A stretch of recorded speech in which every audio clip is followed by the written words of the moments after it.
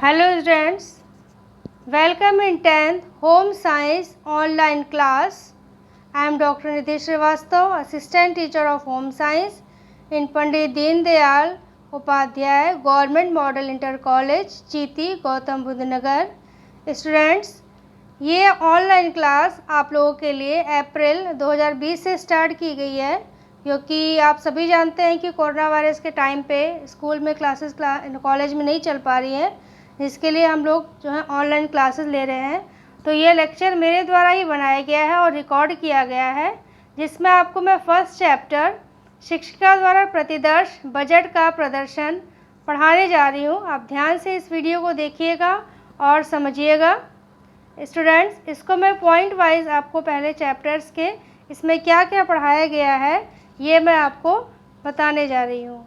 First में आपको मैं बताऊंगी पारिवारिक बजट एवं उद्देश्य। नेक्स्ट पॉइंट आपको बताऊंगी, मैं डिटेल करूंगी आगे पारिवारिक बजट के प्रकार। नेक्स्ट, पारिवारिक बजट निर्माण के विभिन्न चरण। नेक्स्ट, पारिवारिक बजट निर्माण हेतु प्रमुख मदें क्या क्या आवश्यकताएं हैं। पारिवारिक बजट निर्माण में सहायक सिद्धांत। नेक्स्ट, पारिवारिक बजट निर्माण हेतु डॉक्टर एंजल्स का सिद्धांत। नेक्स्ट पॉइंट आपको मैं डिटेल करूंगी पारिवारिक बजट निर्माण में बाधाएं क्या क्या आती हैं। एंड लास्ट में आपको बताऊंगी पारिवारिक बजट की उपयोगिता एवं लाभ क्या क्या है। अब इसके बाद इस पॉइंट्स को मैं डिटेल करूंगी और बता रही हूँ कि पारिवारिक बजट क्या है। पारिवारिक बजट वो है जिसमें हमारी आय और व्यय का लेखा जोखा होता है लिखित रूप में। ठीक है, इसमें मैं डिटेल में आपको थोड़ा बता देती हूँ। परिवार एक ऐसा केंद्र है जहाँ जीवन यापन के समस्त उपाय किए जाते हैं। घर पर ही आहार, वस्त्र, मनोरंजन तथा आवश्यकता पड़ने पर चिकित्सा आदि की व्यवस्था भी की जाती है। इन समस्त गतिविधियों को पूरा करने के लिए पर्याप्त धन की आवश्यकता होती है। धन विभिन्न स्रोतों से प्राप्त होता है, जैसे आय से होता है, पेंशन से होता है, मजदूरी, किराया, दुकानदारी आदि अनेक हमारे रोजगार के साधन है जिससे आय प्राप्त होती है। बचत करते हुए परिवार की जो आवश्यकताएं हैं, मदें हैं, उनको पूर्ण किया जाता है। आय व्यय को नियोजित करने के उपाय को बजट कहा जाता है। किसे कहा जाता है? आय व्यय को नियोजित करने के उपाय को बजट कहा जाता है। पारिवारिक बजट का अर्थ क्या है, इसे हम दो रूप में पहले बताएंगे आपको। दो तत्व होते हैं बजट के, पारिवारिक आय और पारिवारिक व्यय। इसमें हम परिवार की आय किन किन स्रोतों से होती है उसे लिखते हैं, फिर हमारी जो मुख्य आवश्यकताएं हैं जिसे मद कहते हैं उसे लिखते हैं, और बचत का प्रावधान रखते हुए हम जो बजट बनाते हैं उसे पारिवारिक बजट कहते हैं। अर्थात पारिवारिक बजट क्या है? आय व्यय का लिखित रूप, लेखा जोखा जो कि नियोजित रूप से बनाया जाता है उसे पारिवारिक बजट कहते हैं। क्रैश एवं रश ने भी पारिवारिक बजट की परिभाषा दी है। पारिवारिक बजट भूत के व्यय, भविष्य के अनुमानित व्यय तथा वर्तमान समय की मदों पर निश्चित व्यय का लेखा जोखा है। अब मैं आपको बताना चाहती हूँ कि पारिवारिक बजट बनाने के उद्देश्य क्या है। हर कार्य के उद्देश्य होते हैं, तो पारिवारिक बजट बनाने के भी उद्देश्य हैं। फर्स्ट पॉइंट में है परिवार के समस्त साधनों से प्राप्त होने वाली संपूर्ण आय का विवरण प्राप्त करना। नेक्स्ट उद्देश्य है परिवार के सभी सदस्यों की प्राथमिक आवश्यकताओं का निर्धारण करना। थर्ड है परिवार के रहन सहन के स्तर को उत्तम बनाने हेतु प्रयास करना। फोर्थ, पारिवारिक बजट के लिए प्रेरणा प्राप्त करना। और नेक्स्ट पॉइंट है आवश्यक व्यय को नियंत्रित करना। सिक्स उद्देश्य है परिवार की आर्थिक स्थिति को सुधारने के लिए जितनी भी संभावनाएं हैं उन्हें प्राप्त करना और उनको लिखना। अब मैं आपको बताना चाहती हूँ कि पारिवारिक बजट कितने प्रकार का होता है। पारिवारिक बजट 3 प्रकार का होता है, घाटे का बजट, संतुलित बजट और बचत का बजट। देखिए स्टूडेंट, इसको मैं एरो वाइज आपको अलग अलग ब्लॉक में लिख करके अच्छे से समझाई हूँ। अब देखिए इसे। घाटे का बजट वह बजट होता है जिसमें आय होती है और व्यय उससे अधिक हो जाता है, तो यह घाटे का बजट होता है जिसमें संकट का सामना करना पड़ता है। संतुलित बजट, जैसे बैलेंस इसका इंग्लिश है, जितना आय हुआ उतना ही व्यय हुआ, तो हम भविष्य के लिए हम सदैव चिंतित रहते हैं और इसे मजबूरी का बजट माना जाता है। थर्ड बजट है, प्रकार है बजट का बचत का बजट, जिसे आदर्श बजट कहते हैं।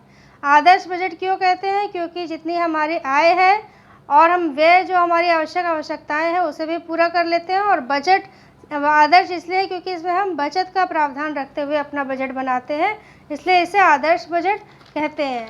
नेक्स्ट आपको मैं बताऊंगी कि जब हम बजट बनाते हैं तो कुछ पॉइंट्स को ध्यान में रखते हुए स्टेप वाइज हम बनाते हैं। फर्स्ट स्टेप में हम परिवार की संपूर्ण आय को ज्ञात कर लेते हैं। सेकंड में परिवार के सदस्यों की आवश्यकताओं की सूची तैयार करते हैं।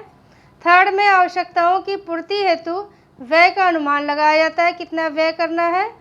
फोर्थ स्टेप में प्राथमिकता के आधार पर कम महत्वपूर्ण खर्चों पर रोक लगाई जाती है। फिफ्थ पॉइंट में बचत के लिए सूझबूझपूर्वक उपाय किया जाता है। एंड लास्ट स्टेप है संपूर्ण विवरण को लिखित रूप दिया जाता है। लिखना बहुत ही ज़रूरी है स्टूडेंट्स, कोई भी बजट बनाते हैं तो उसको नोट डाउन करना बहुत ज़रूरी है।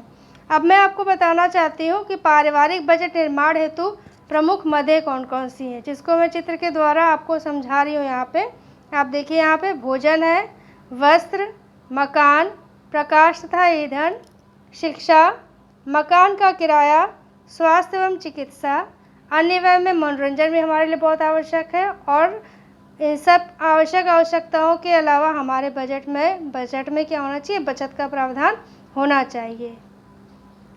नेक्स्ट मैं आपको बताने जा रही हूँ कि बजट निर्माण के सिद्धांत होते हैं जिसके आधार पर अपना बजट बनाते हैं।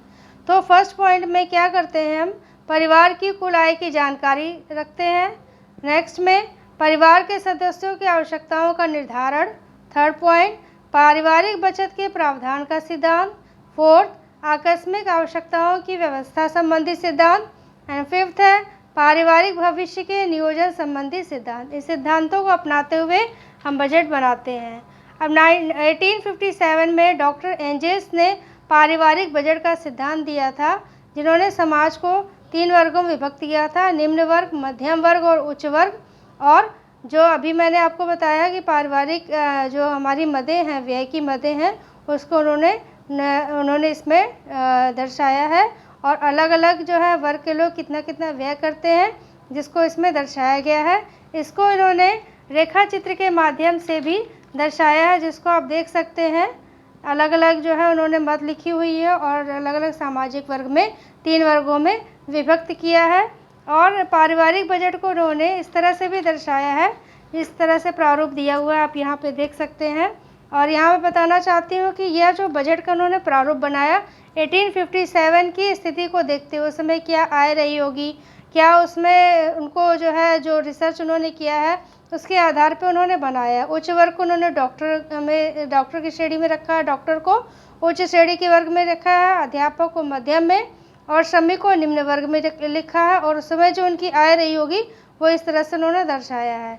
इनके बजट में स्टूडेंट्स मैं बताना चाहती हूँ कि बहुत सारी आलोचनाएं हुई हैं, क्रिटिसाइज़ किया गया है, जो कि आपको स्टेप वाइज में अलग अलग मत के अकॉर्डिंग जैसे उन्होंने बताया है वैसे ही पॉइंट वाइज उनकी आलोचना भी की गई है बजट की, जो कि इस प्रकार है। इसमें है भोजन व्यय के संदर्भ में आलोचना। आलोचकों का मत है कि इस बजट में अध्यापक तथा डॉक्टर के लिए भोजन पर किया गया धन का प्रावधान कम है। नेक्स्ट आवास व्यय के संदर्भ में आलोचना। आलोचकों के अनुसार अध्यापक तथा डॉक्टर के मकान के लिए निर्धारित किया गया धन कम प्रतीत होता है, जो वर्तमान परिस्थिति के बिल्कुल भी अनुकूल नहीं है। फिर लास्ट है शिक्षा, स्वास्थ्य तथा मनोरंजन व्यय के संदर्भ में आलोचना है। इसमें क्या आलोचना की गई है कि मध्यम तथा उच्च वर्ग के लिए इस मद के लिए व्यय का प्रावधान बहुत अधिक है। और इसके अलावा और भी आलोचनाएं हैं जो कि पॉइंट वाइज इसमें बताया गया है। ईंधन तथा प्रकाश के संदर्भ में आलोचना। इस मद पर व्यय होने वाला व्यय का प्रतिशत भाग सदैव स्थिर रहता है, जबकि व्यवहारिक रूप में आय के बढ़ने के साथ साथ इन मदों पर होने वाला व्यय में कुछ न कुछ वृद्धि अवश्य ही होती है। अब सबसे बड़ी आलोचना इनके बजट में क्या की गई कि इन्होंने अपने बजट में बचत का प्रावधान ही नहीं रखा, क्योंकि बचत नहीं होगी तो हमारा बजट कभी भी सक्सेसफुल नहीं होगा। इसके बाद में स्टूडेंट्स आपको बताना चाहती हूँ कि जो भी कार्य करते हैं उसमें कुछ बाधाएं आती हैं। तो हमारे पारिवारिक बजट में भी कुछ बाधाएं हैं। अगर हमें किसी कार्य की अशिक्षा है, अज्ञानता है, तो हमारा बजट निर्माण सक्सेसफुल नहीं होगा। बचत के प्रति अगर हम उदासीन हैं, हमें इंटरेस्ट ही नहीं है बजट बनाने में, तो भी हमारा बजट सक्सेसफुल नहीं होगा। और कुछ सामाजिक रीति रिवाज होते हैं जिनको फॉलो करना पड़ता है, जिसके कारण जो है कुछ बजट निर्माण में बाधाएं उत्पन्न हो जाती हैं। इसके बाद कोई भी कार्य करते हैं तो उसकी उपयोगिता भी होती है, परिवार को लाभ होता है।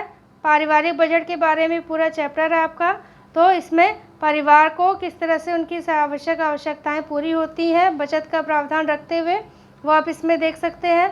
अर्थशास्त्री अलग अलग तरह की योजनाएं बनाते हैं, उन्हें भी बजट का नियम सिद्धांत फॉलो करना होता है, उनके लिए लाभदायक है ये। राजनीति की जो बहुत बड़ी बड़ी जो योजनाएं होती हैं जो देश के काम आती हैं, उसके लिए भी उन्हें बजट बनाना होता है। धन का प्रावधान रख करके बचत धन को किस किस तरह से हमें उपयोग में लाना है, बचत को रखते हुए समाज सुधारक समाज कल्याण के लिए योजनाएं बनाते हैं। और सरकार को लाभ जो कि पूरे देश का उन्हें कल्याण करना होता है, पूरे देश के नागरिकों को हितों को ध्यान में रखना होता है। इस तरह से स्टूडेंट्स पारिवारिक बजट का लाभ परिवार के लिए भी है, अर्थशास्त्रियों के लिए भी है, राजनीतिज्ञों के लिए, समाज सुधारकों के लिए और सरकार के लिए, सभी के लिए है। स्टूडेंट्स ये लेक्चर आपका इस चैप्टर का कंप्लीट हुआ, इसे ध्यान से सुनिए और समझिए, और नेक्स्ट चैप्टर में अगले वीडियो में बताऊंगी। Thank you students.